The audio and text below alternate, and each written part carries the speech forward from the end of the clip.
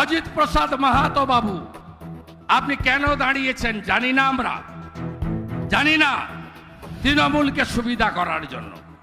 তার কারণ পঞ্চায়েত ভোটের আগে ভাইপো এসেছিল জঙ্গলমহল সহ রাজ্যের জায়গায়, নাম দিয়েছিল নবজোয়ার। ওই নবজোয়ারের সময় কুর্মী সমাজের লোকেরা তারা আটকে ছিল তাদের দাবি নিয়ে যে আমাদের এসটি করতে হবে, মুখ্যমন্ত্রী কথা দিয়েছিলেন।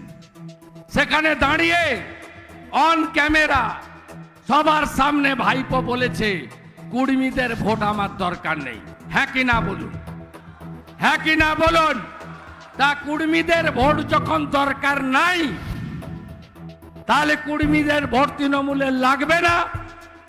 তাহলে কুর্মীদের ভোট যাবে কার কাছে?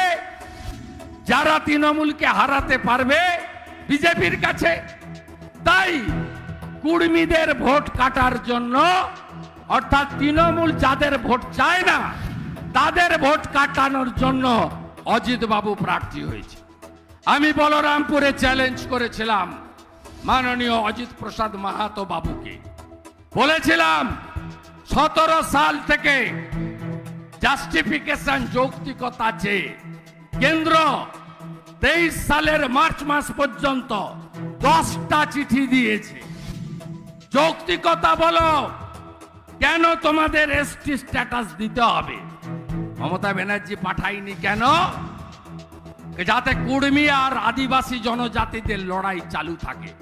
এই জন্য তো যেভাবেই হোক আমাদের ভোট ভাগ করো, করে চোরেদেরকে রাখো। আমি এ কথা বলার পরে অজিত প্রসাদ মাহাতো আমাকে আক্রমণ করেছিলেন, চাকরি নাকি সব বাইরে চলে গেছে। আমি একটা উকিলের চিঠি দিয়েছি মাহাতো বাবুকে, তার উত্তর এখনো পাইনি। আমি মানহানির মামলা করব, কোর্টে আনবো অজিত প্রসাদ মাহাতোকে।